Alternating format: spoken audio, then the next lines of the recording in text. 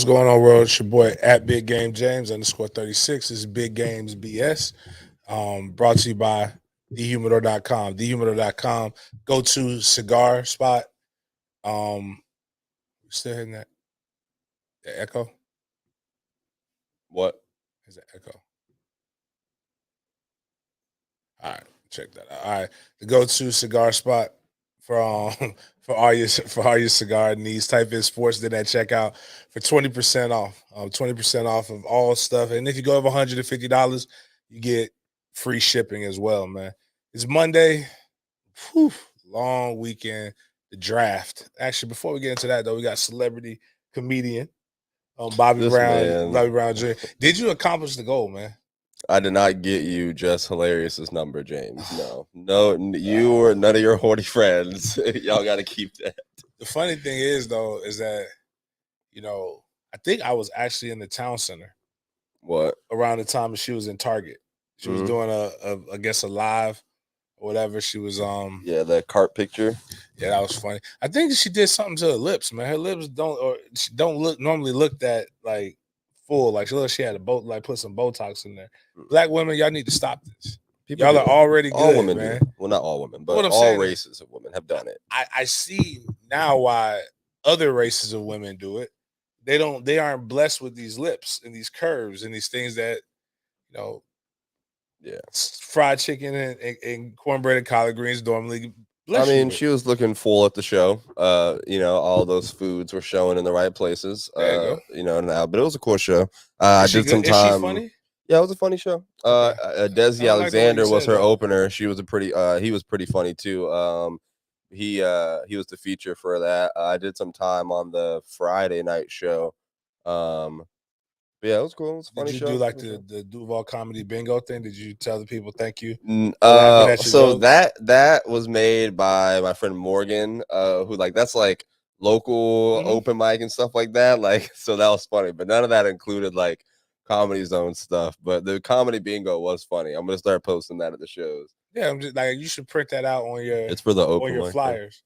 Put that on the back of the flyer. Yeah, just be here's a little game you can play. I'm telling you, people will remember it. Yeah, they said that Morgan said, I thank the audience too much. Yeah, thank you for laughing at my jokes. Yeah. But I don't know. We're in this together. I got to reward them for their work is how I see it. Listen, man. How you know if you're funny or not? But, I mean, the thing is that, congratulations. Bobby Brown's out here opening for Just Hilarious. Yeah. She didn't know I knew who I was, though. Yeah, like she didn't tell me So that's the thing. Know who you are now. I didn't meet her. No, I didn't meet her. I didn't meet her. The feature though, the guy who and he's a headliner in his own right. Desi, we were chatting up and talking. Jess, she's Jess. She was doing her thing, did the show, went to her green room and all that. She had her people there. I stayed out of the way. I usually be quiet when they come. I don't be bothering nobody, man. I don't be, hey, I'm this person, I'm that person, because I don't think she saw my set, so I don't think that she knew that I went up. But a couple of the people at the show asked Desi who I was after when they were doing meet and greets and pictures and stuff. And then he was like, blah, blah, blah, blah, blah. So we had it. Nice. So you and Desi are cool. Yeah, Desi's my guy, man. Shout out to Desi Alexander. It's Desi4018 on Instagram. He was a funny guy.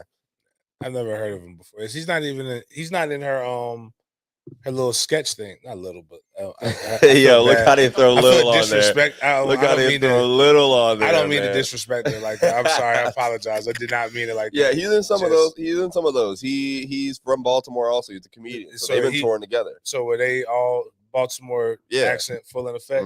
Yes. I was the only one pronouncing it like to and do and all that stuff. They have their own dialect. That's crazy. It's the ugliest dialect ever. I'm sorry. Anybody from Baltimore, you are a good people, but man, your accents are harsh. But on another note, we got this NFL drafting kind of took over. Big weekend. Jaguar, a lot of teams, Philly, I think we talked about it a little bit on Friday. Philly won. The Jets won. Actually, it was a big weekend for New York in general. Giants did fire. Yeah. A lot of big trades were made. It was actually a more exciting first round than I thought it was going to be for the amount of talent and how much I wasn't looking forward to it. The Jags, for the third year in a row, had two first round picks. a lot of discussion going into a lot of them.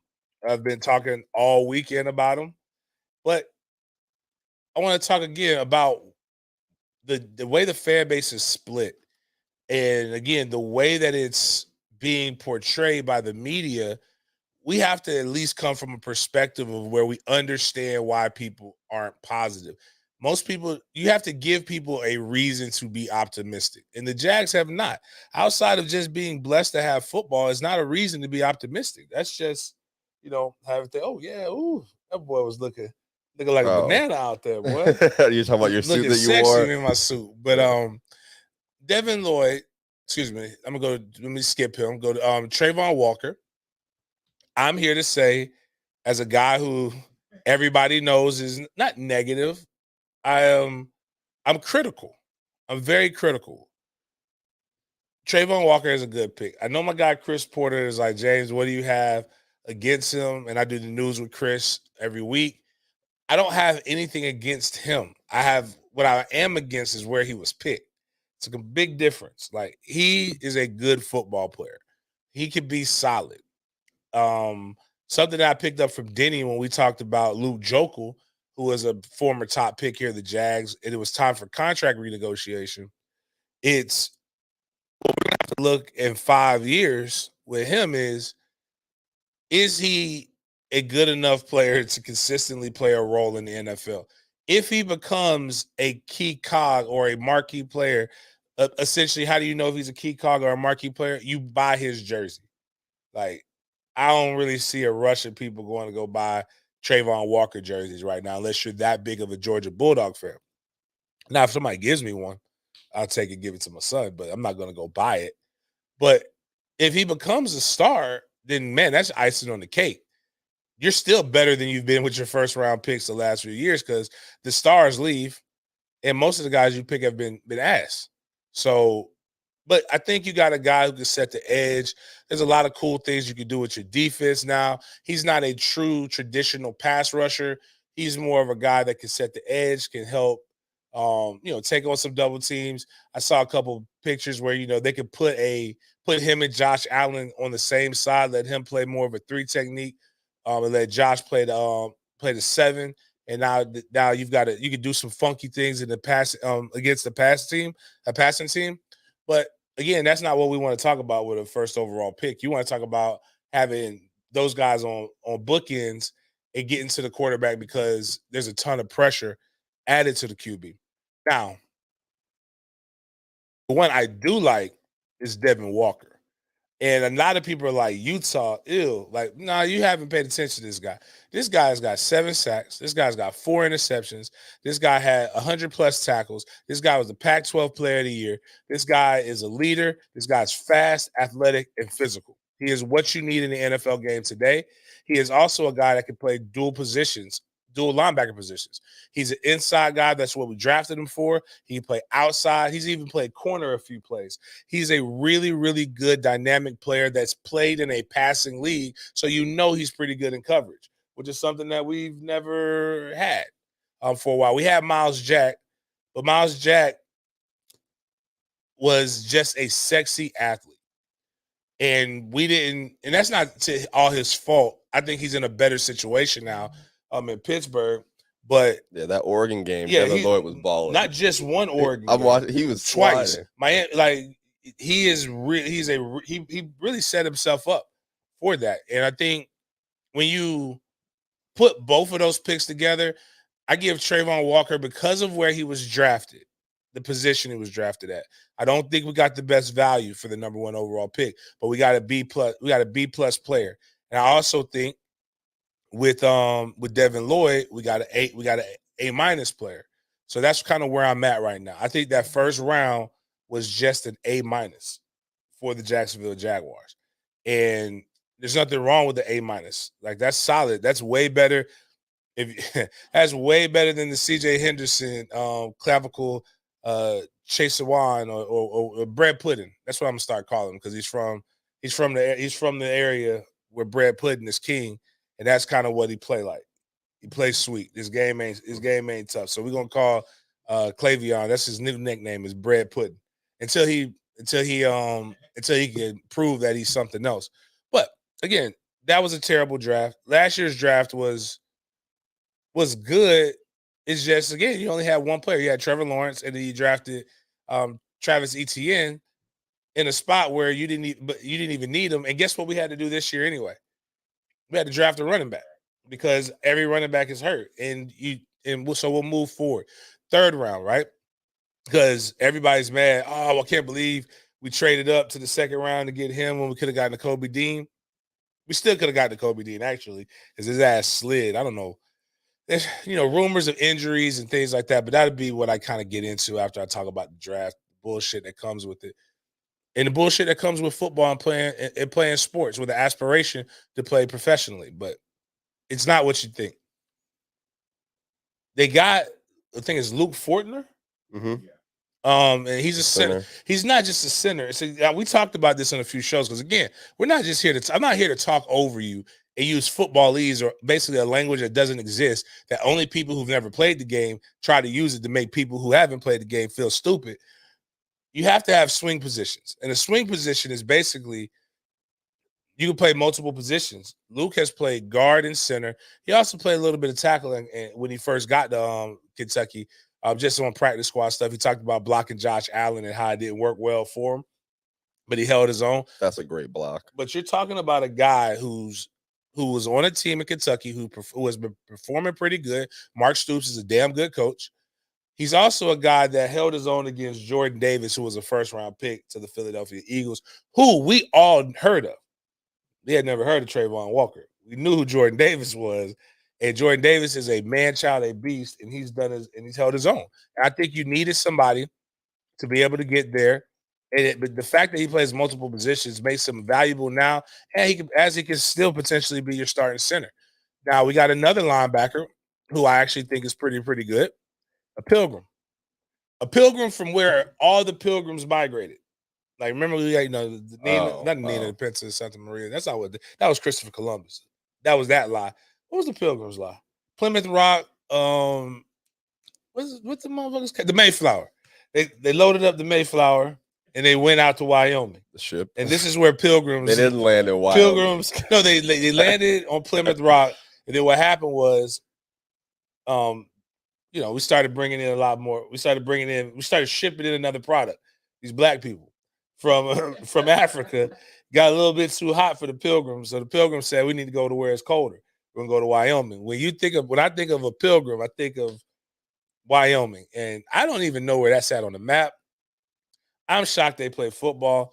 The only person from Wyoming that I know that has been actually I know two. There was we had a student academic advisor named Walt who played running back at Wyoming. He was a black man. It was like in the eight. I was actually terrified for him. The picture didn't even look right. It actually looked like the cowboy. Like, have you ever seen a black cowboy picture? Yes, that's what it looked like. But he just stood out. He wasn't with any other black cowboys. It was just him. But the linebacker is actually he's literally. You're talking about Chad Muma. Try to think. I'm waiting for you to say his name. No, I'm not gonna say his name. He is what you expect with a white linebacker. There's nothing wrong. He is white linebacker in the dictionary. Jason Momoa, or whatever his name is. That is Aquaman. Up. Oh, okay. Well, whatever. That is Aquaman. Whatever. He's a little bit more athletic version of Paz. And I know how much you white people love Paz. Oh, Paul Puzlansky. Paul Puzlansky or whatever his name I remember him. I don't like him. You didn't like him? I played against him in college. Oh, okay. I just didn't like him in college. He cracked your muffin on the field or something? Fuck, no. Man, stiff as a wet dick. Like, that man wasn't coming in here hitting no Florida boy. Huh? Yeah, get the fuck out of here, man. But the reason why I did like him was because I thought he was overrated in college.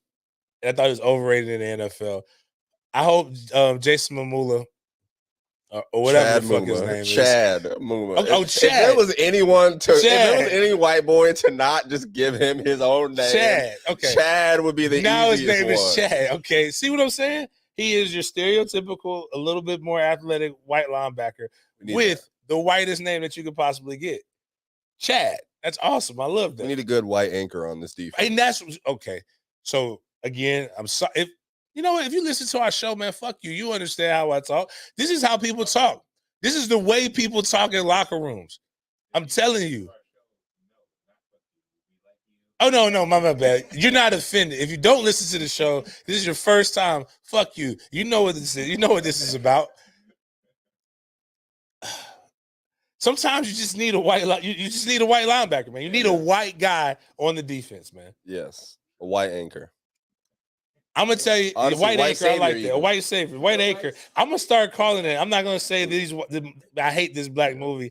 They always have a white savior. We can say anchor. I'm gonna say a white anchor. But That helps. If he plays better than Andrew Wingard, I might. No, because see, that's the problem is you had another guy from Wyoming and Wingard who didn't know how to perform this well enough.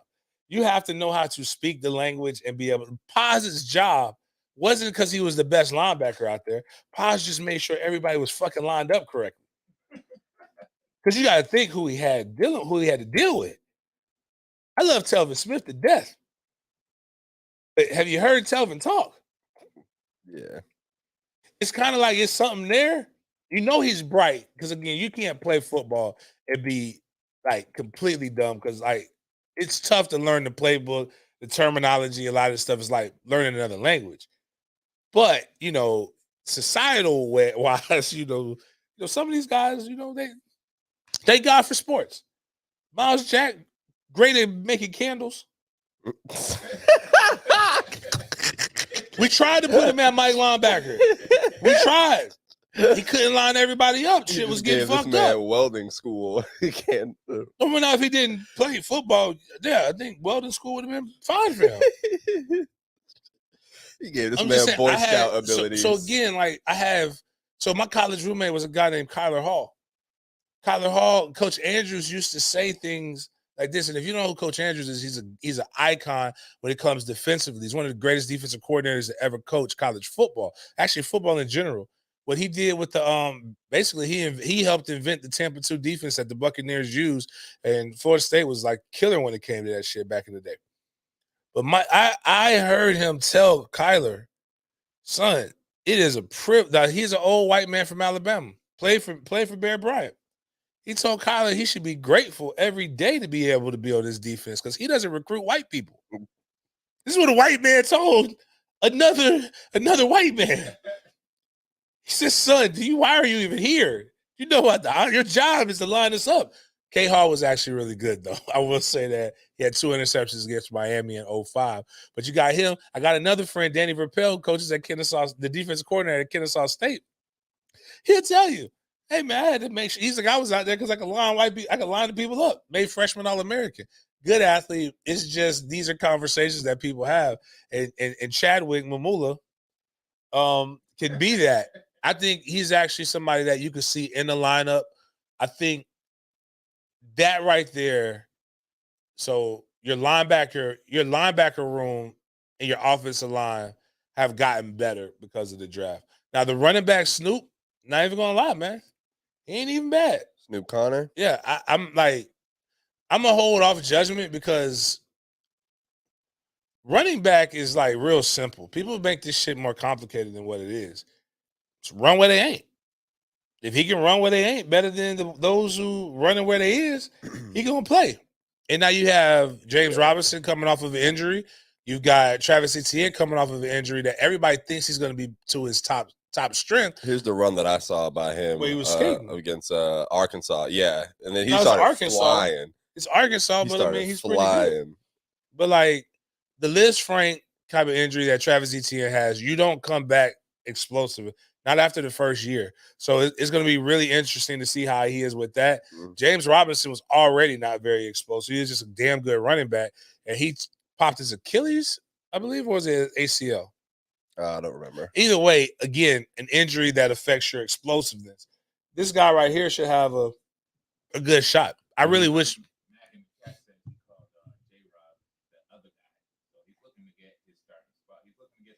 Wait, Snoop called J-Rob the other guy? Yeah, it says, ooh. They asked him about coming into the room with J-Rob and Etienne. He said he doesn't know about Trav from Clemson, but he don't know about that other guy.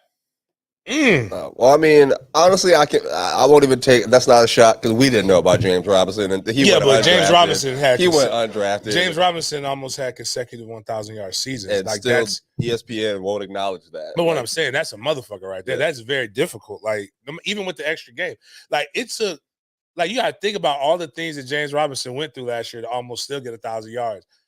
Urban Meyer doing the dumbest shit in the world. Like my man fumbles once and then doesn't put him back into like 3 I would have games. won fantasy football championship if Urban Meyer would have freaking. I had James Robinson, saying, and dog. literally that was the game. I be trying to figure out sometimes like what the angle is because this happens in Pop Warner and youth coaches.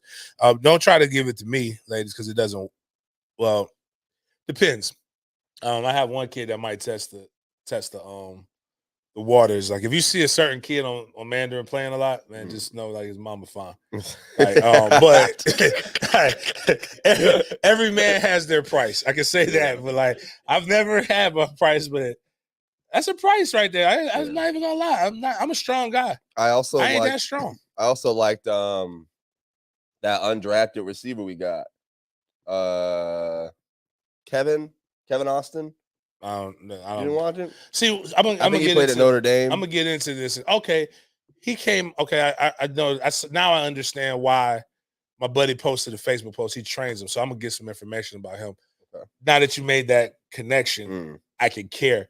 Because Because I'm gonna tell you why I don't care. Yes. And it's not a negative thing. Because again, as I said on the news last night, this is an honor. As my good former teammate Travis Johnson said, only 30,000 people have ever had this opportunity to play in the NFL. Does that number not grow? It grows, but I'm just saying, like, he just put it there. So, like, we'll probably roll it up, and when it gets to 40, like every 10,000 is a solid number. But, like, a lot of these guys that were drafted, all 200, 250 plus, let's say 400 in the pool with your undrafted rookie free agents, you don't really get a chance to make it. The guy, I can't think of his name. He's from We Out Here Baptist Church or some shit like that. Arcanopolis, Arkansas is where the school. I'm dead serious. Like we drafted a motherfucker from a Baptist school. We drafted him? Or? Yeah, he was like the last pick I think we had. I have no idea. Yeah, man, it was the wild. Because at one point, the university they had more. We Out Here Baptist Church had more draft picks than the University of Miami. So it was like a really, really, really weird thing going on. It's in Arkadelphia, Arkansas. Okay. The booming metropolis of Arkadelphia, Arkansas has a population of, you ready? 10,714 people. It is situated in the foothills of the Ouachita Mountains. 2 universities are there. That's a lot. Henderson State University and Ouachita Baptist University. You're talking about Monteric Brown? I don't know what his name is. Okay, that's the DB. That's the But DB. he's from- Okay, we got to leave with the. I'm so confused. But he's from We Out Here Baptist Church. Yeah. And he was picked before any University of Miami player. Just for the record. I just want to make that clear. Yeah. It says I want to make hold on real quick. I need to make this clear because I don't think people understand. Round 3 7, punters, round 3 7. punters, and a dude from We Out Here Baptist Church went before anybody from the University of Miami. All players in the 2022 draft from the University of Miami went after 3 punters and a dude from We Out Here Baptist Church in the 7th round. My bad. I'm sorry. Go ahead, Bob. No, I was gonna ask how many did they have seniors that declared for the draft? Oh, they had a lot. And Miami fans will tell you, this Bubba Bolden's the greatest person ever. He's the best safety in this. Every player that Miami has, I don't know much is about the best. Is the best player in the state. So, like right now, you know what the best. If a University of Miami fan had to rank their quarterback room right now, like who are the best quarterbacks in the state? You know who the first 3 quarterbacks are going to be? Who? From the University of Miami, their starter, backup, and the second backup. Those are the 3 best guys. You know who the best running back in the state is? No. Goes to Miami. Best wide receiver goes to Miami. And is this a general consensus or a Miami? No, consensus? this is a Miami consensus. Nobody believe that bullshit. Like only Miami fans believe that. It's a reason why nobody went there. Like the only thing they got is Ruiz throwing out money for the NIL deals because he knows if you come here, you're not going to the fucking league. And now they're talking about Mario Cristobal, he's going to get us back. This is why he's hired. Neglecting the fact that only one player from Oregon got drafted too. So like, Cristobal's not your savior. I thought you were making up "We Out Here." Now I see it. Ouchita Baptist. I It's We Out Here Baptist Church, I thought you were man. making that up. I don't know how to say that shit. I literally thought you were making that up for the whole Nah. last 5 minutes. We Out Here Baptist All right, Church so it's has more people in the NFL right now. it was the cornerback Gregory Jr. from We Out Here Baptist. Wait a minute, is his name? It's Gregory Jr. So wait a minute, hold up. Junior's his last name? Junior is his last name. So in theory, if he has a son, Junior, his son would be Gregory Jr. yes, Gregory Jr. Oh man, this is crazy. Yeah, I'm sorry, he's not gonna make it, but I hope he does because it'll be a great story. But the reason why I don't follow undrafted free agents, and people can take it how you want to take it. Guess what? Yours truly was an undrafted rookie free agent, and motherfuckers didn't get to know my name either until I made it. The reason why is pro sports is one of the most dejecting, like, and cruel forms of any kind of job profession that you ever have to do. We've talked about how your job interview is naked in front of thousands of people. And it's televised now. They're looking at everything. They're looking at your jump, the way your glute hamstring separation is possibly one of the most, can I say that? Like gay moments in all of sports is when a bunch of straight men are sitting there gawking at a bunch of young, not underage anymore, but barely of age, men and boys in tights, sweating and glistening, and they're looking at every aspect of it. It's the closest. It's the closest thing we've ever had to what slave markets are. I'm not here to argue about slavery, indentured servitude, things like that, because a lot of you people are ignorant to what it means because you only understand American slavery, which was one of the most cruelest forms of it. But slavery has many definitions, and this does look like the slave markets, even though these guys are walking into hopefully a well-paid job. But what happens is after the draft, so the draft, you get called, happiest moment of your life, fastest 48 to 72 hours you'll ever experience.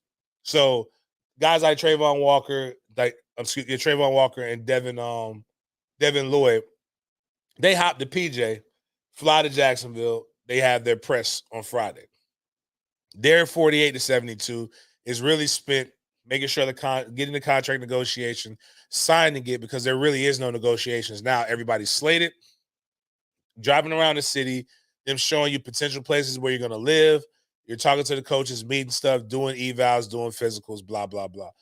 Kind of similar thing happens for some of the lower draft picks, depending on the organization. But this upcoming weekend is typically when you have your first mini camp or rookie mini camp. If they aren't doing it this way, they'll push it back a week for everybody to come in. But when I played, it was rookie mini camp. They're saying May 13th and 14th. So it'll be next week. It's just overall team. Mm-hmm. So overall team. So that saves them money because anytime you have a practice, you have to have a full squad. So they would bring in a bunch of undrafted rookie free agents to fill up. So now next week they have to get to the 90-man roster. They have a 90-man roster. So there's a lot of guys who will get opportunities to get looks, but you're basically a body. And they're going to keep bringing in bodies and replacing them. So I learned this as a player, but I also learned this when I started training some semi-pro and pro teams. I'll learn your name when you make the team. Because Bobby, you come in, you're an undrafted free agent wide receiver, and you're really, really trying hard. You're funny. You're making me laugh. And then I come back. This is on Monday. Monday, you make me laugh. Tuesday, you make me laugh. We're foreigners into this city. We don't know what the fuck's going on. But then Wednesday, I'm coming to chow. Where's Bobby? Bobby isn't here. Oh man, you didn't hear about the Turk? Man, the Turk got Bobby. Bobby ain't gonna come back, man. Bobby's gone. What's the Turk? The Turk is the guy who is the nickname of the guy they send to cut you. Oh, and it's the most hated person in the locker room. The guys come in and he's basically like, "Hey, Bobby, coach wants to see you. Bring your room key and your playbook." Yeah. During the day, he's a scout, but basically that's what their job is to do the hard people, but everyone knows that that's the person. You're hiding from this person. Yeah. You don't want to see it. That must be a lonely ass job, Like- man. Like you don't want to see him, You go to I've work every seen- day, you pass his parking spot, like I Bruh. hope this nigga ain't here. Come bruh. on, Like you see him. Like it's been people in the hot tub laughing and kiki and making jokes. Hey, making jokes about other people getting cut. Hey, coach wants to see you. Bring your playbook and your room key. And then like it's just like, what do you do? Because like your whole career, everything you've lived up to this day, yeah. it's just been crashed by somebody who, no offense, Bobby looks like you. Like Now you I want to gotta- fight the dude, but now you I gotta root can't. for the guy. Except for the Jags. So the Jags had one of my former college teammates in Greg Jones. He was the Turk at one point. Whoa. And that's just fucked up because you want to fight the Turk. Ain't nobody fighting Greg Jones, man. Greg Jones is 6'3", 260. Like the pictures of people like when they say like perfection, like I don't even give a damn, dog. This ain't no homo, bro. Like, if somebody said, James, you can look like whoever you want to look like, your body. I want to look like Greg Jones. Motherfucker eats Whoppers. Like, there was no nutritional plan. That's God given. Yeah. Like the guy from Coming to America, the pastor, which I know you've never seen, more than likely, I've Bobby. seen him Coming to America. All right, the man can't make that.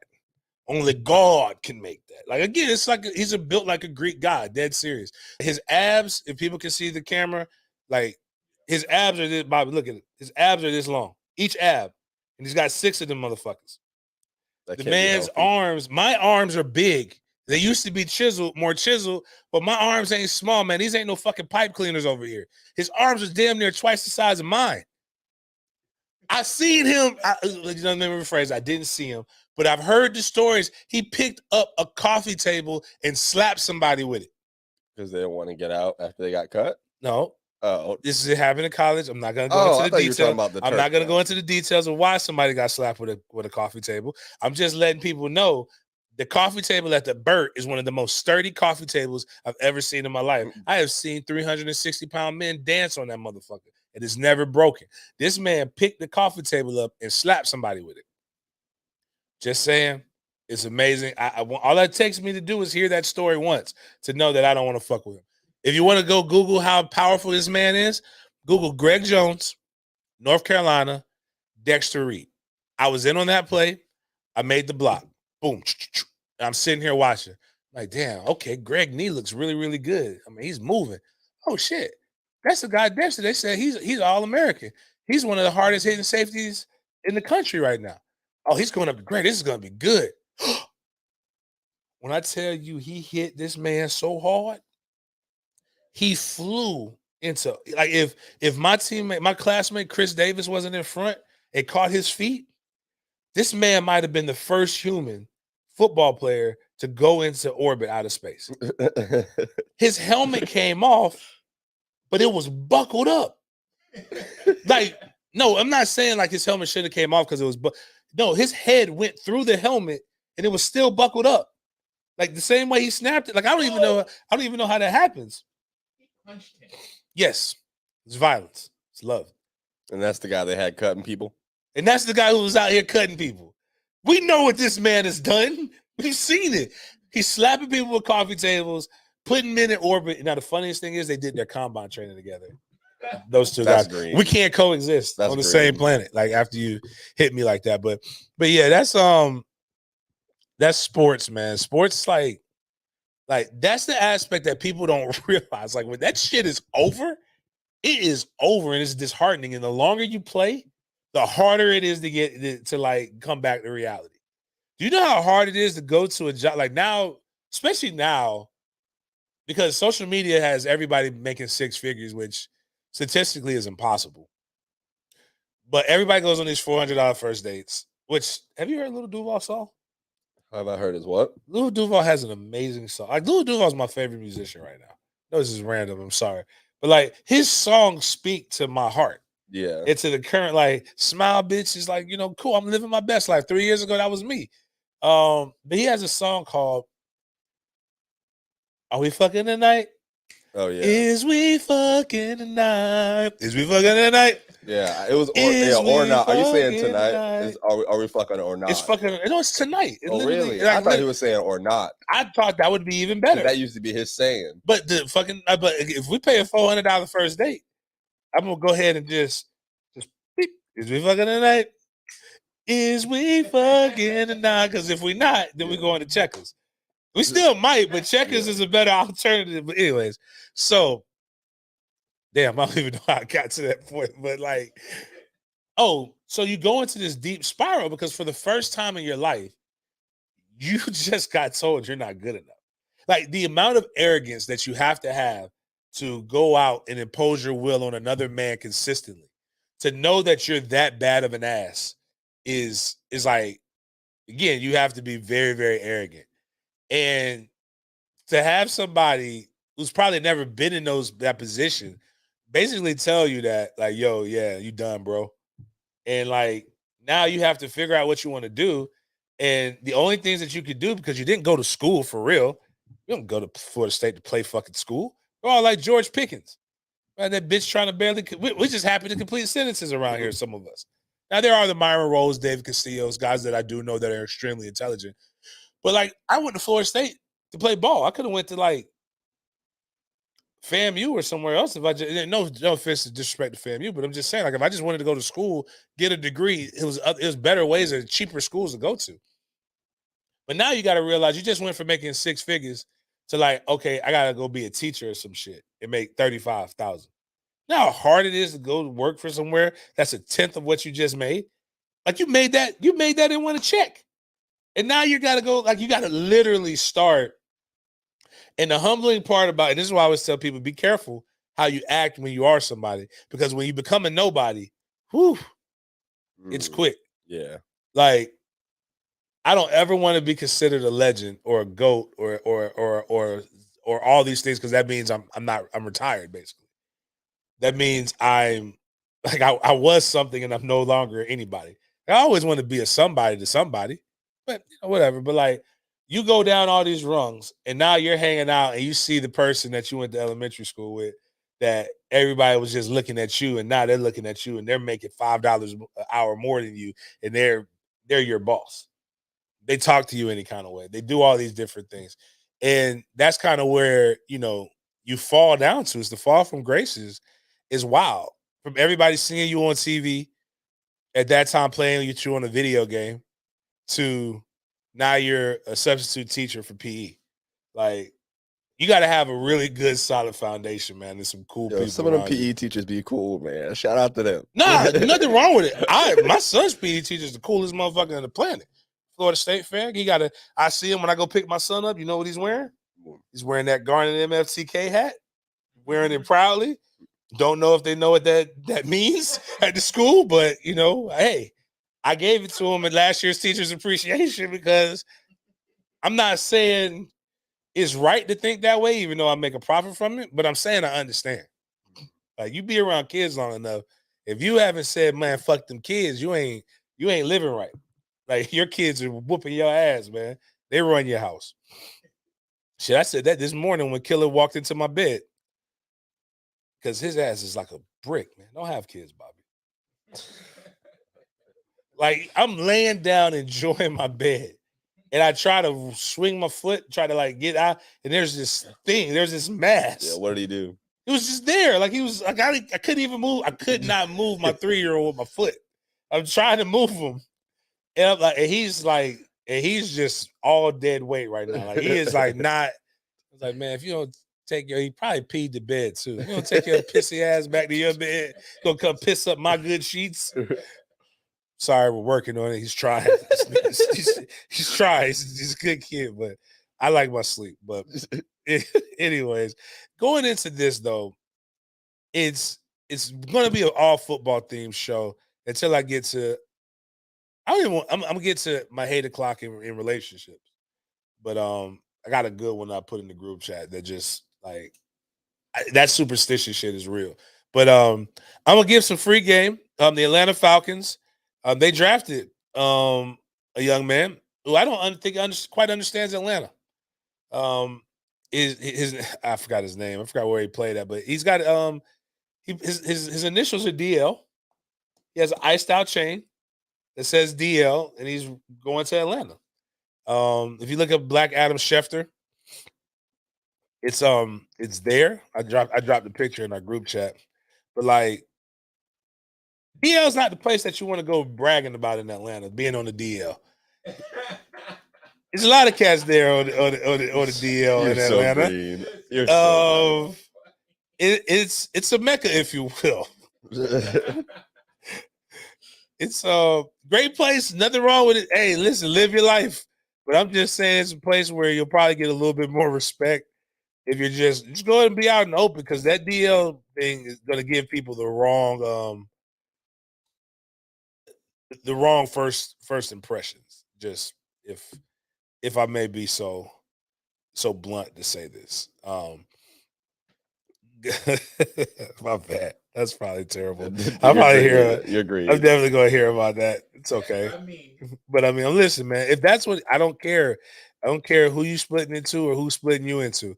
All I care about is can you do your job. So, have at it. Now I'm trying to find the guy's name, but again, just watch the chains and watch for the signs, guys. I can't even think of his. I don't know his name either. I don't know, man. Listen, if you find it, shout out to Reggie Northrup too for going viral, pretending to smoke a cigarette at football practice with the USFL. Oh, I saw that. That was him. That was Reggie. I did not know that. Man, Reggie's wild, man. Reggie a wild boy. All right, fuck it. I'm going to the next thing. So, NFL, NIL, little colored kids getting paid. Nothing is more controversial to people who don't have very much going on in their life than what happens in the pants of minorities. And what I mean by that is, conservatives, which I technically am, have this thing where they want to control where everybody puts their dick, their mouth, and their money, except for when it comes to them. People boast about being capitalist.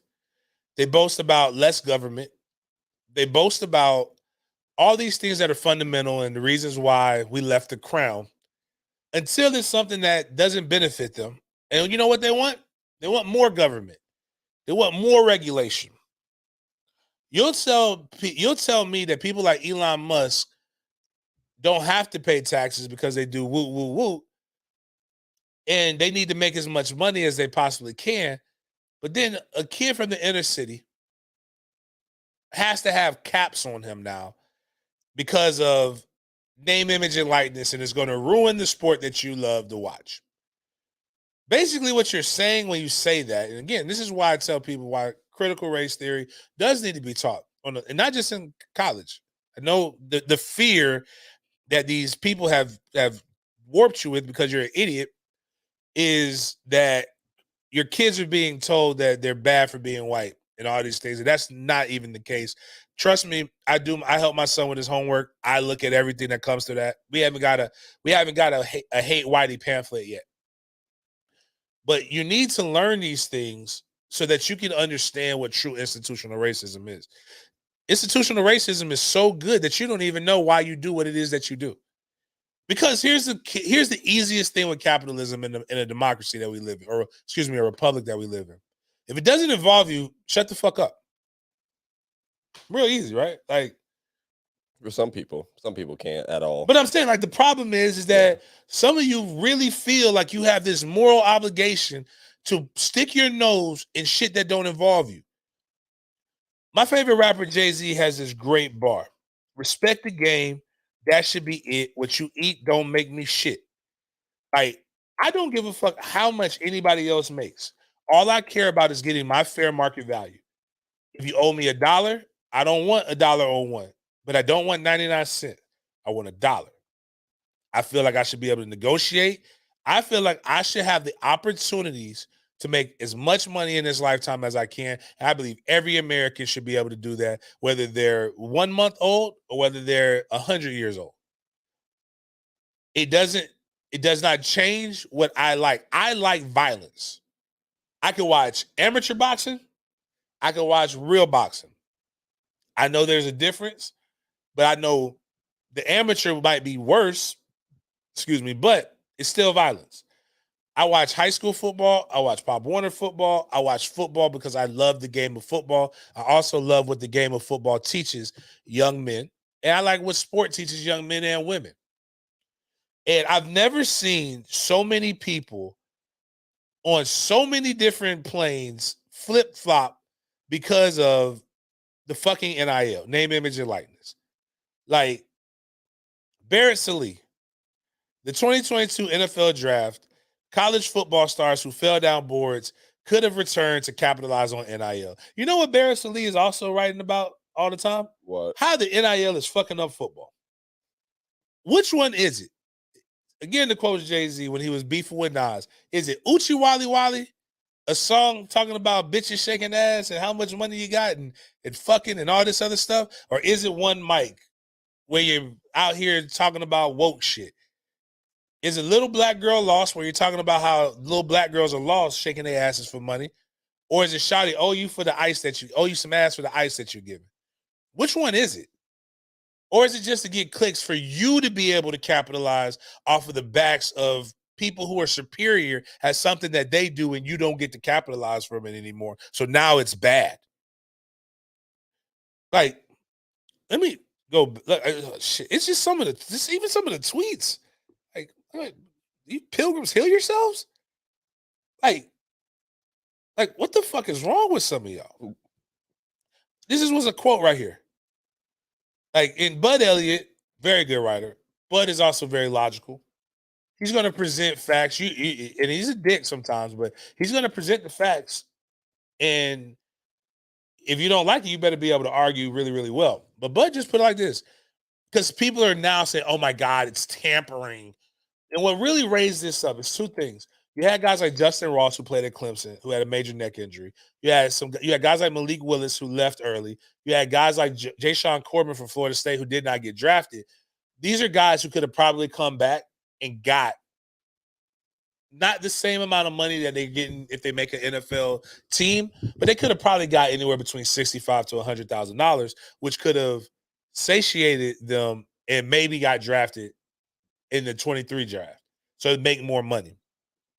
But the problem is there's a Pitt wide receiver who is the Blitnikoff winner who is rumored that he's going to the University of Southern California or Alabama or Miami, and it's because of an NIL deal, name, image, and likeness, which I have no problem with that. But they're saying it's tampering. And Bud Elliott puts, anyone else just not care about tampering? These players aren't paid and aren't yet employees. If you're under contract, it's a different story. Basically saying that if you guys would just fucking pay athletes, you can curb a lot of this shit. Yeah. Like the school you're under contract. Right now, you're not under any contract when you go. Like, actually, you know what? You kind of are, but it's not an employment contract. It's an academic financial aid contract, which you can have multiple academic financial aid contracts. You just pick what school. You can only go to one school at a time, though. And this guy puts, I care a lot. If college football becomes the NFL, which doesn't allow tampering like this either, I will be gone. Also, I won't be following or consuming content or figures that promote this. When the identity/tribal aspect of college football is gone, so am I. It's eroded, but it still exists today. Like, what the fuck does tribal aspect mean? Like, why you gotta throw that shit in there? Like, you want to be in a gang, go be in a fucking gang. You want to be in a frat, go join a fucking frat. Stop trying to have your pride and your enjoyment come off of the backs of people who aren't paid. Basically, what you're saying is, if I can't sit at home, consume, watch billion-dollar commercials be thrown down my face, drink beer, eat chips, do whatever else the fuck it is you do, while other people exercise, I don't want to live. I don't want it anymore.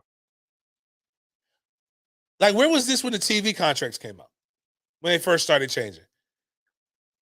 Like, it's cool for the school to get $55 million a year if they're an SEC school and the student athlete not get a penny. It's cool for them to develop, like, because that's all marketing. It's cool for the commercialism to take place for everybody around that sport.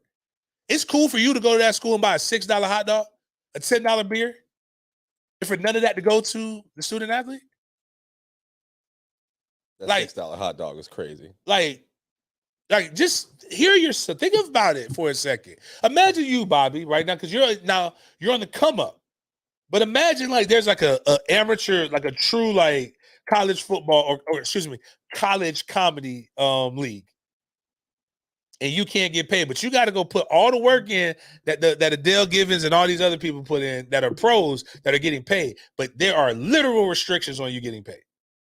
Yeah, that'd be pretty annoying. But- if it was like a league of it. But people are paying $50 a show to come see you and other comics battle it out. And I'm going on TV. Like you're And, putting yeah, it on and TV. it's on TV. You're getting advertising dollars. Like, it's just like, why?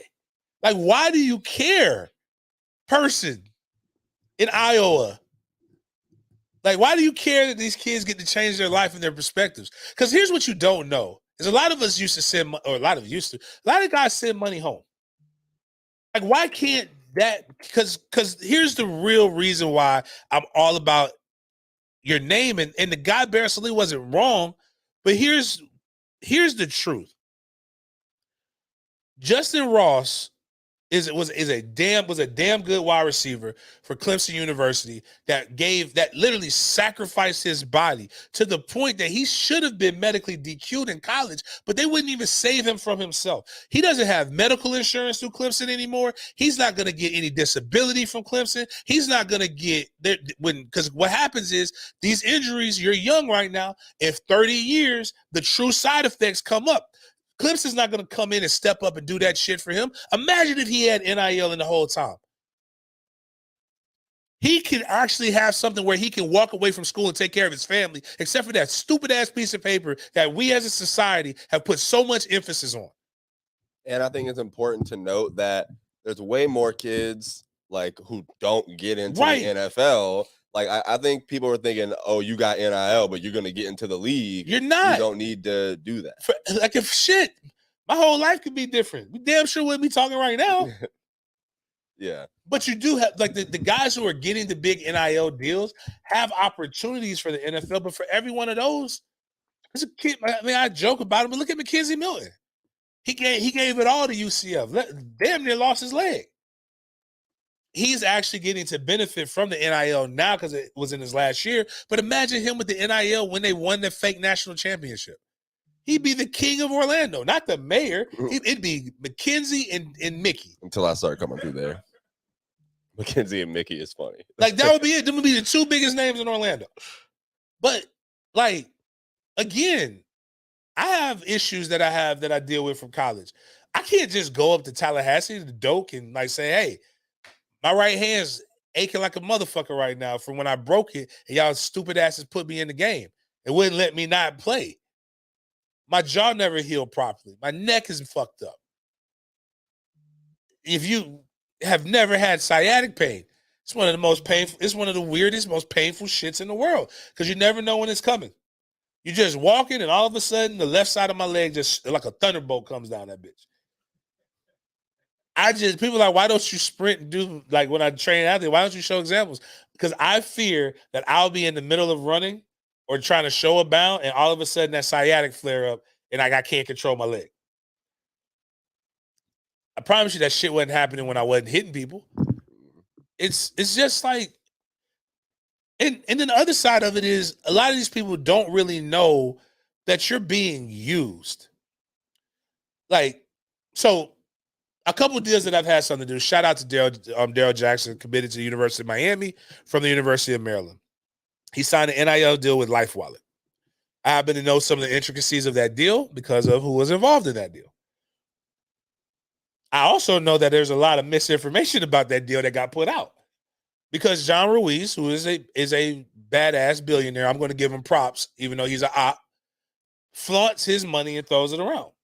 He says, I want to pay guys what I want to pay guys. And there's rumors that, I heard the Jackson deal was $400,000. It wasn't. Not even fucking close to $400,000. But you know what? People are taking that information as true and running with. What? They're saying like, see, this is why the NIL is bad because this guy gets $400,000. Well, it's not even close to that. It's good money, but it's not $400,000. So this guy, and this is where people are getting their mindsets and their misconceptions about the fucking NIL. It's by people who don't have a fucking clue about what's going on with the NIL. So this guy, Carlo Veltri or whatever, decides to put a motherfucker's business in the street. See, this is why I say we got to start checking chins, tapping jaws, like running up on people. When hip hop first started and DJs were getting thrown in the back of trunks to prove points, the world was a proper place. This guy right here would have to see me in my whole entire neighborhood because he put my money out there. Because that's the other thing too. When you start talking, because where some of us grow up at, and the reason why I like to just let people imagine, and I just tell them I ain't broke, but like, bro, like you start talking about my money and how much money I got, some people might get the wrong impression. I don't need people running up on me so I can use my Green Acre sponsorship. I like peace. I like calm, but I don't need people coming around putting false things up. So this guy put Addison is rumored to receive greater than $3 million plus a house in Southern Cal from USC boosters via NIL funding vehicle. If true, he'll make more than the Steelers' second-round wide receiver pick and have a 2022 compensation package on par with Kenny Pickett, the 20th overall pick in the NFL. Was that the intent of the NIL? That was this guy's question. And to make it very simple for you, yes. Motherfucker, yes. That was the intent of the NIL to get your work. And if it's not true, this man just wrote a whole article for some that bullshit.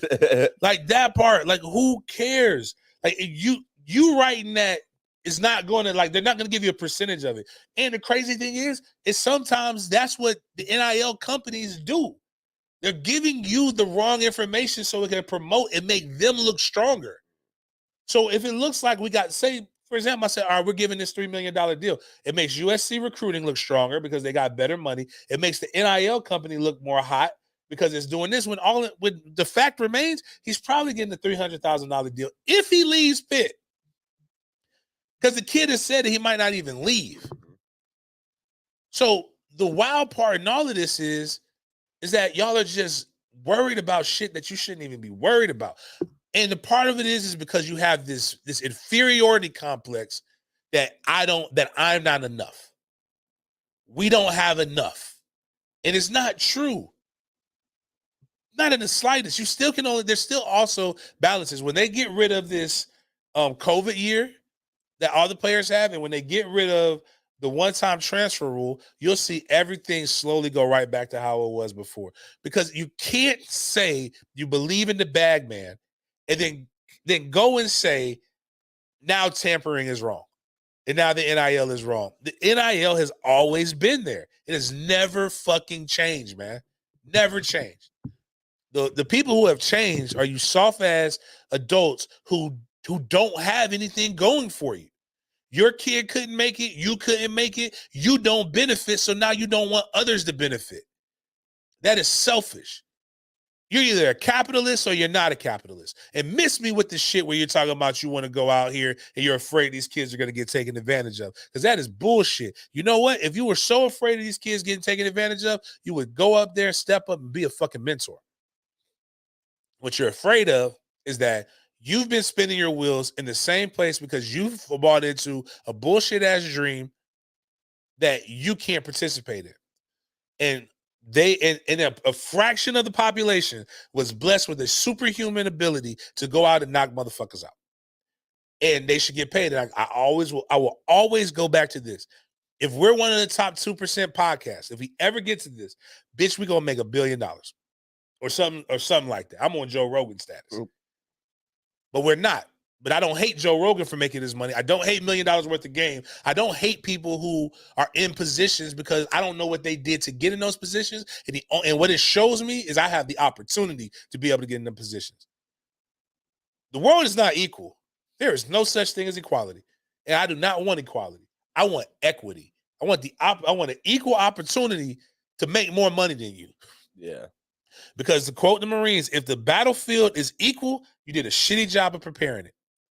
So I ain't going out trying to find. That's a bar right I'm there. not trying to I've never go heard- out and find places where, okay, well, we could be evenly matched up. No, I want to use my privilege that I fucking earned as an athlete, as a God-given ability that people want to talk about, and the emotional the lack of emotional intelligence that it takes to run through a motherfucker's face mask, because you got to be borderline crazy Yeah. to be able to do this shit. I think it's cool to get paid for it. I think it's an amazing opportunity, and it's all because if you lazy people who don't give a fuck about any of this shit would have got off your ass, it forced the NCAA to do the right fucking thing, we would never be in this situation. And I want you to know this. I'm sorry to go off on a tangent. The Sherman Antitrust It's your Act, show.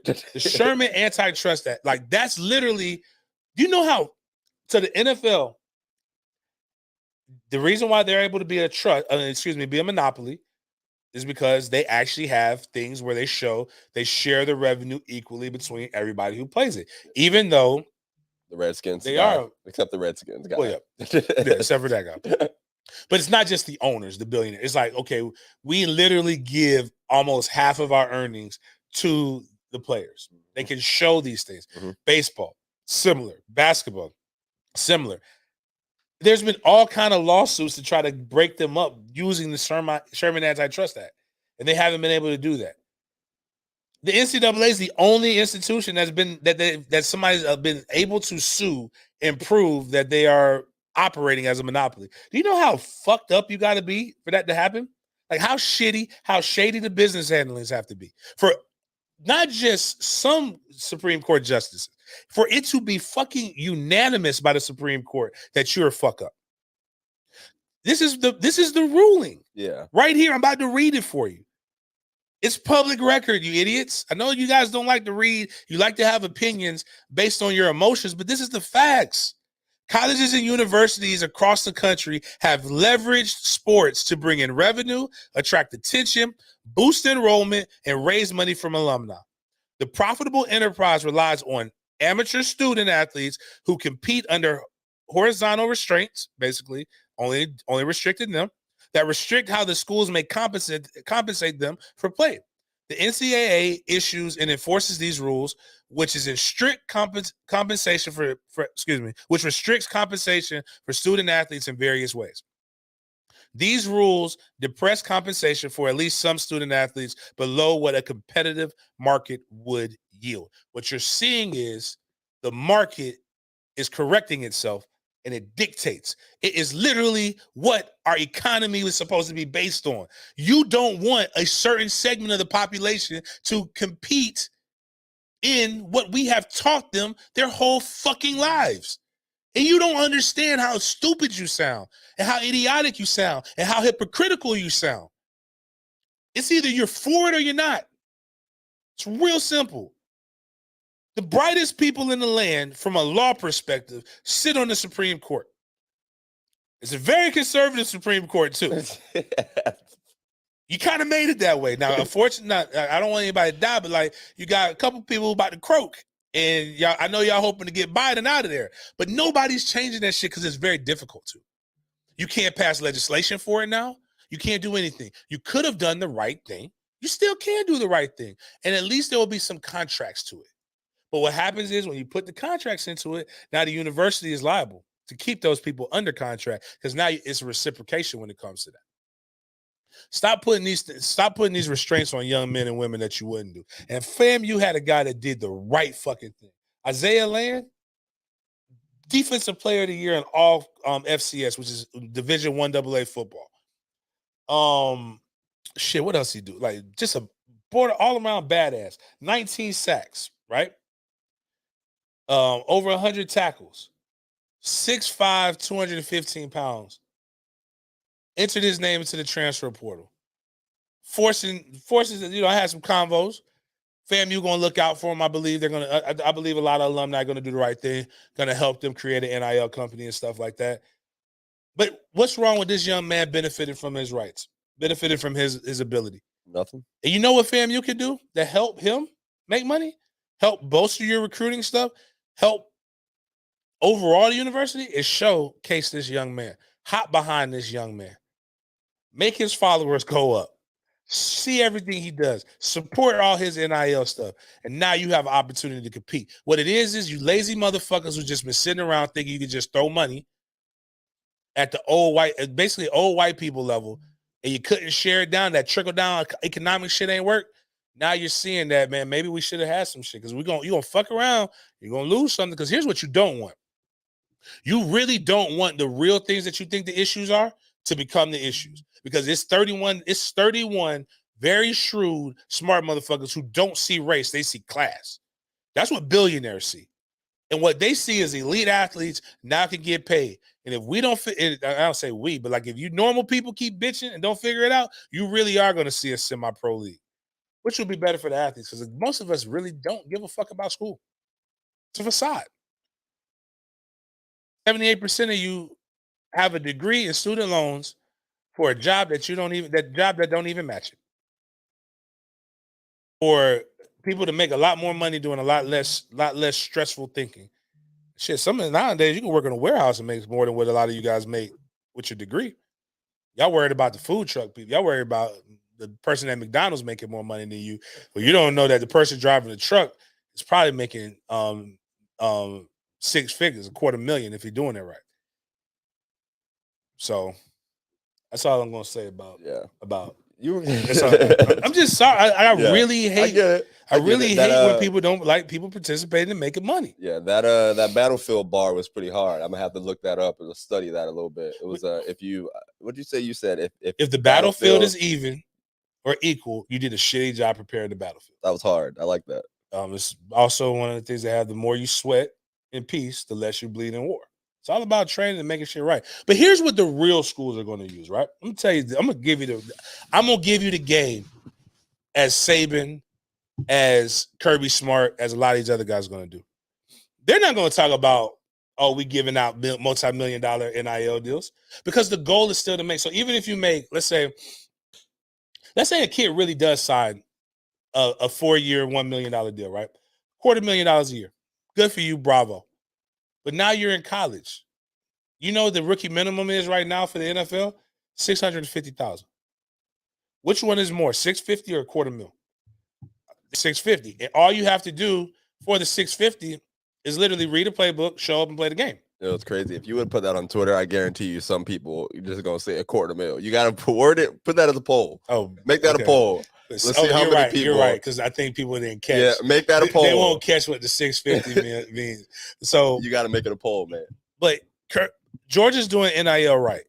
But here's what Georgia's going to show to the next few classes: 41.4 million, 15.5 million, 13.8 million, 12.9 million, 11.5 million.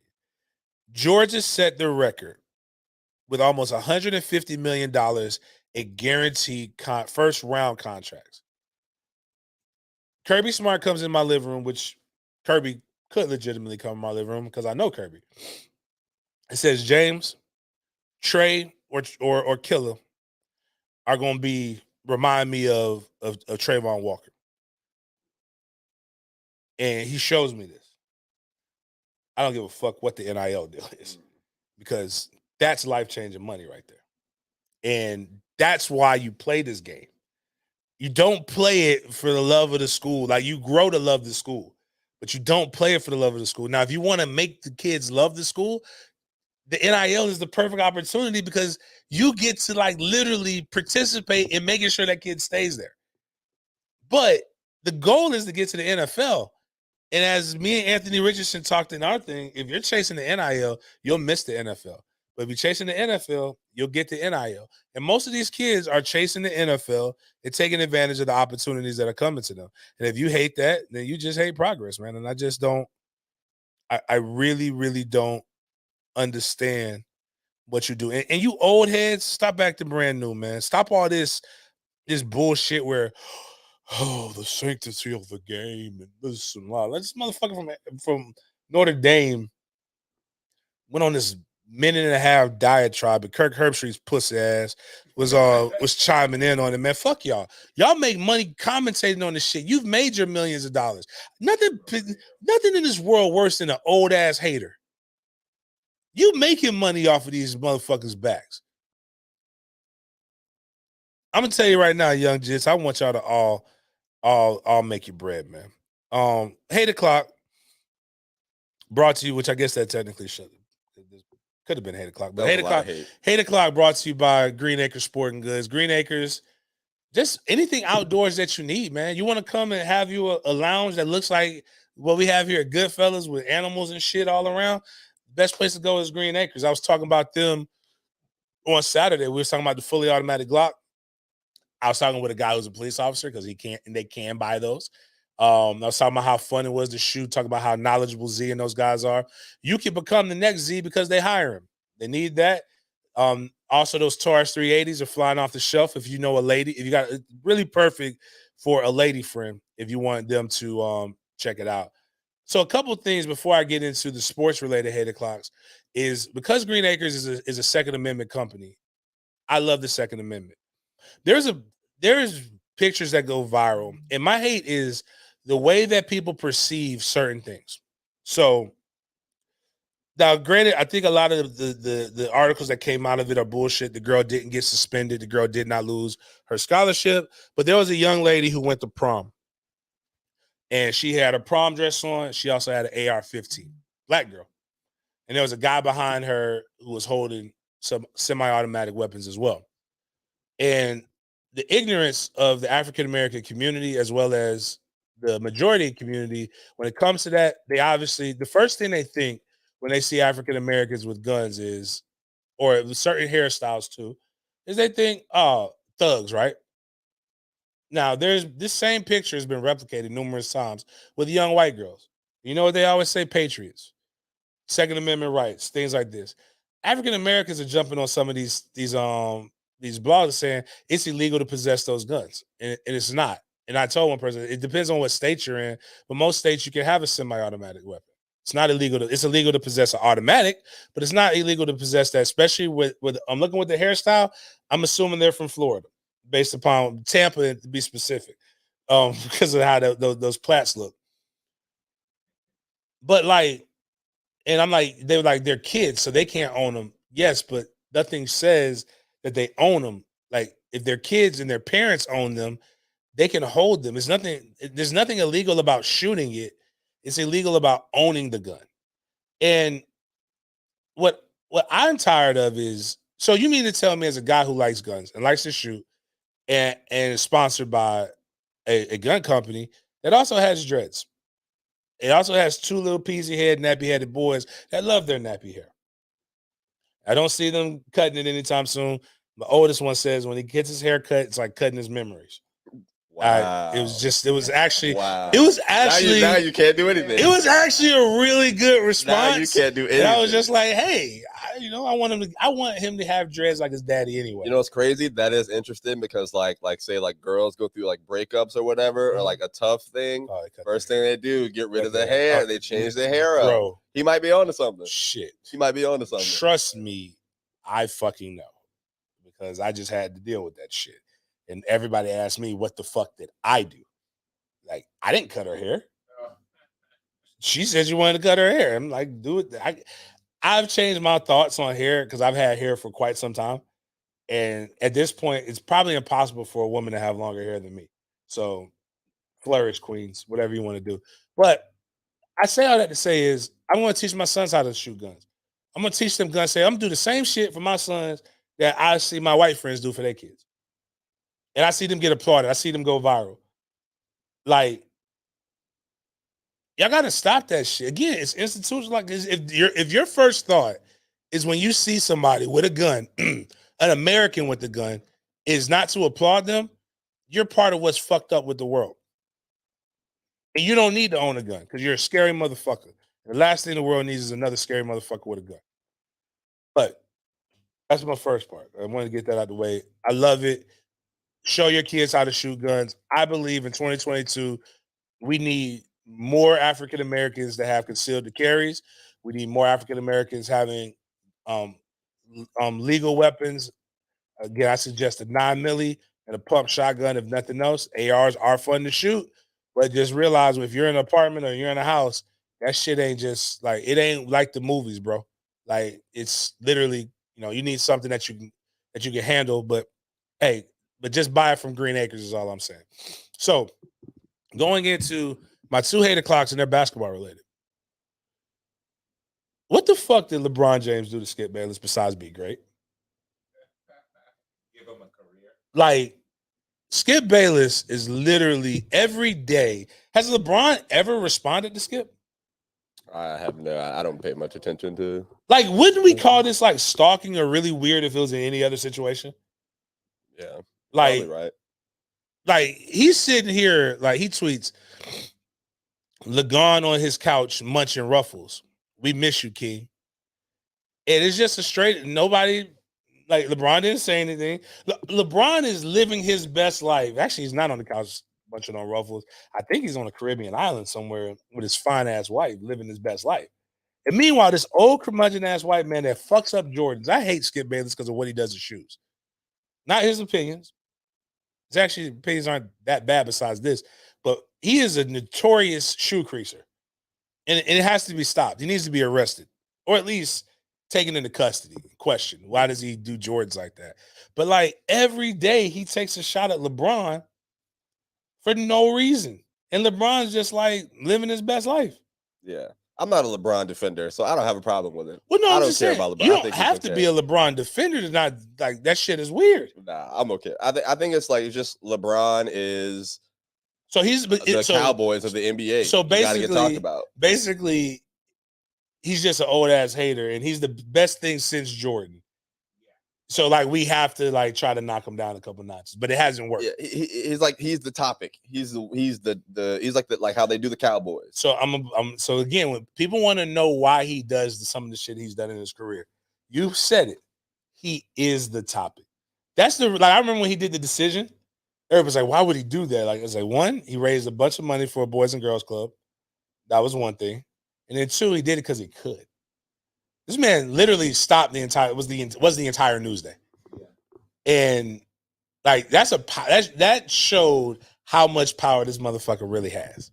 Like he's the only person I could think that really can push the envelope with doing absolutely nothing, as much as LeBron is 4'5". It's Donald Trump.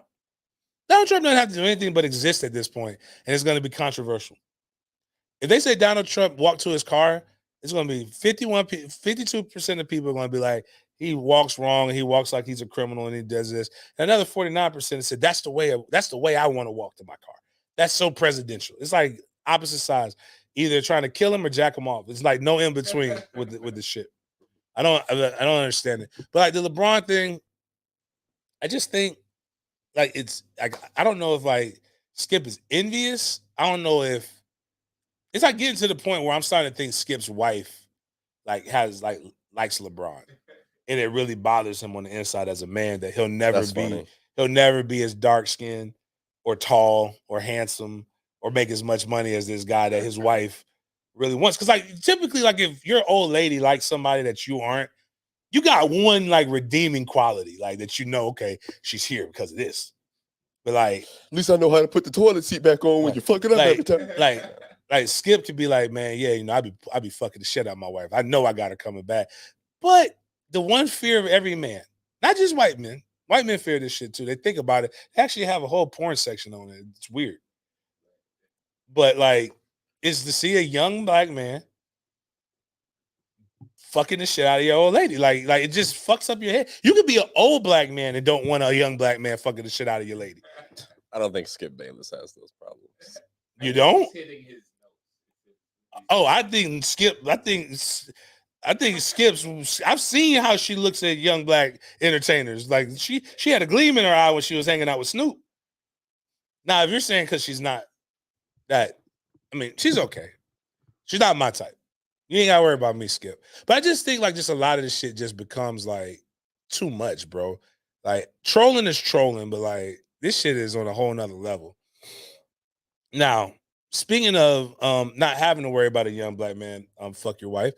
this might be the finest wife in NBA history that nobody's ever tried to fuck. Cookie Johnson, Magic Johnson's wife. Oh my god.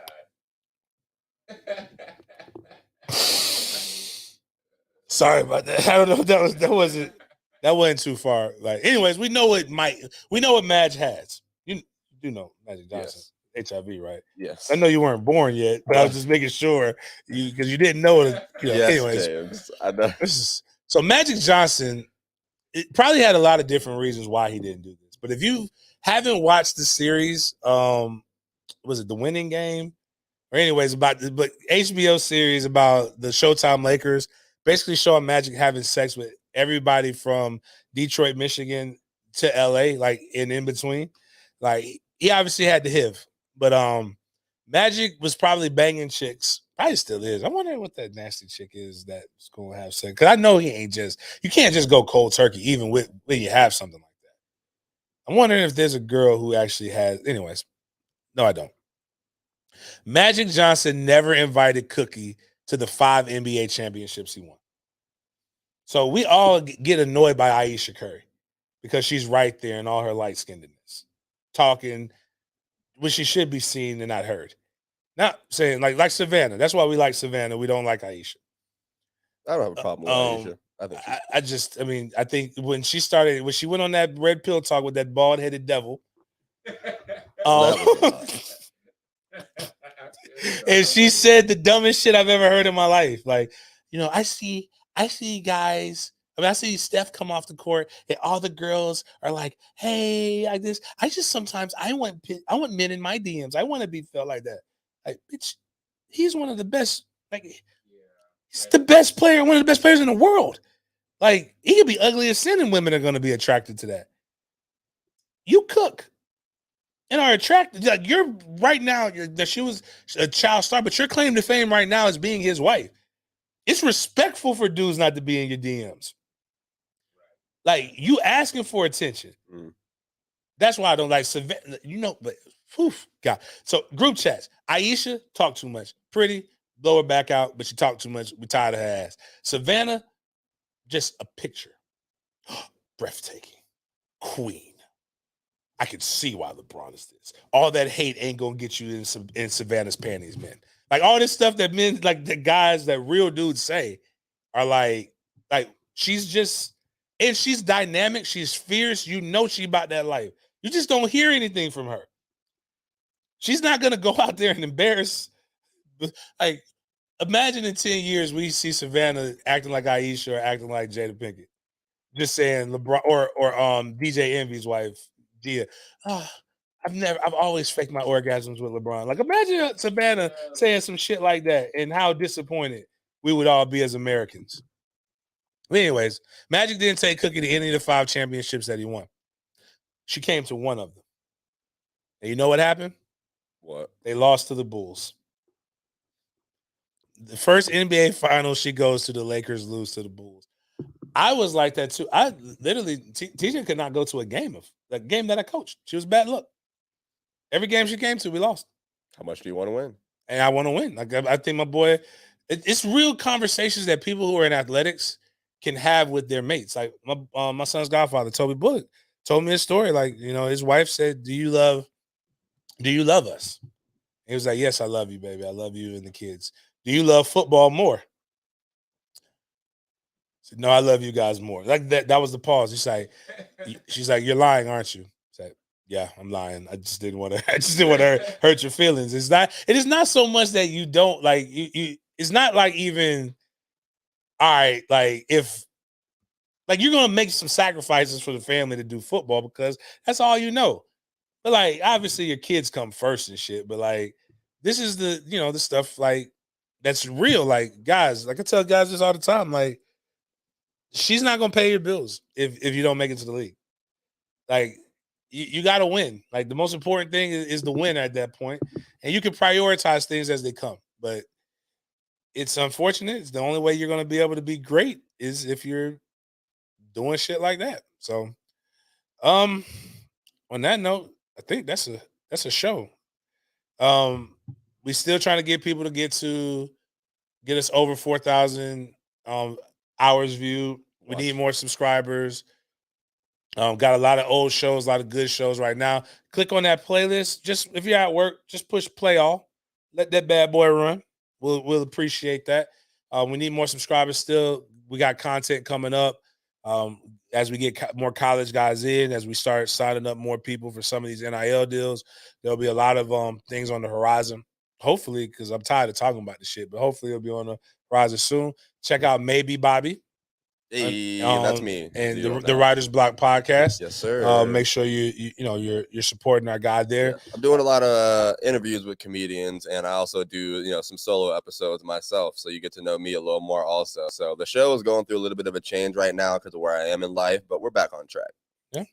So on that note, follow all the social medias. Check us out. Like, share, retweet, quote tweet, tag a friend. None of that shit hurts. All helps in the end. Appreciate you guys. We'll see you on Wednesday.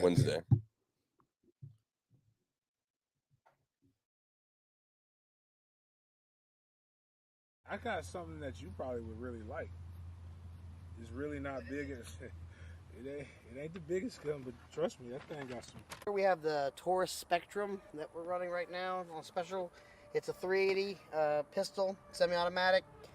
Very lightweight gun. Comes with a 6-round magazine. We do sell a lot of holsters for these guns. This gun's so small that most people would just buy like a pocket holster, just something simple, because this is a gun that's so small you can literally just slip it in your front pocket. And it's smaller than most cell phones and lighter. Semi-automatic 380 pistol, which has got enough knockdown power to defend yourself in a situation. Basically just slightly under a 9mm as far as caliber. So even though it looks like a small, what they call pea shooter, it is not. It's got a lot of punch, a lot of power, definitely do the job. Florida, where you're in shorts and t-shirt, 10 months out of the year. It's a simple gun you can just throw in your pocket if you have a concealed carry permit, So it's like, just like second nature. You grab your wallet, your keys, your phone, grip. Your pistol. Still be 6 rounds, but you're gonna get more of a full, grip on it.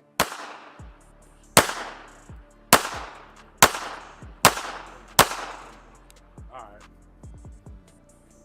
Yeah, that's a completely different feel.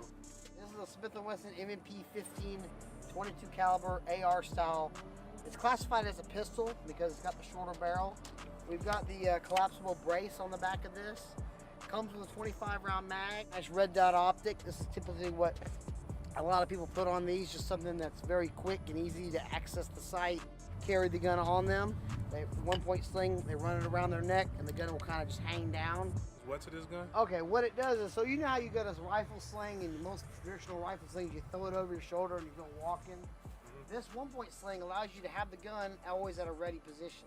Okay. So you have the gun hanging, and you let it go, right? And then, so if you ever notice the guys that are like in the military, they're on patrol, they're not, they don't hold the gun up all day, right? Your arms get tired. You can let the gun kind of hang, but it's ready. If you need it, you can just throw it up. Versus having to take it off your shoulder and then re-shoulder it. Brace. This. Yeah. Okay. Because what it is essentially, it's a loophole. Like right now, you can take that gun, you can shoulder it, and you can shoot it, right? You can shoot it like a rifle.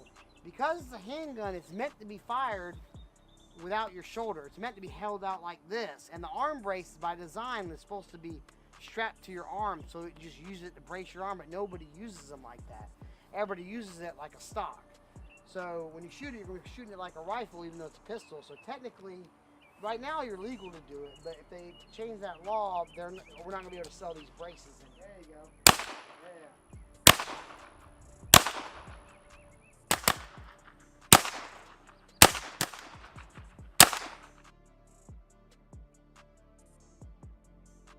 Yeah. Cannot sell this one in the store, but we can sell you the Glock 17.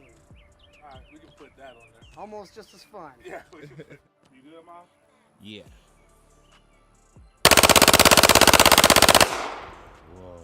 That's 30 rounds. Wow.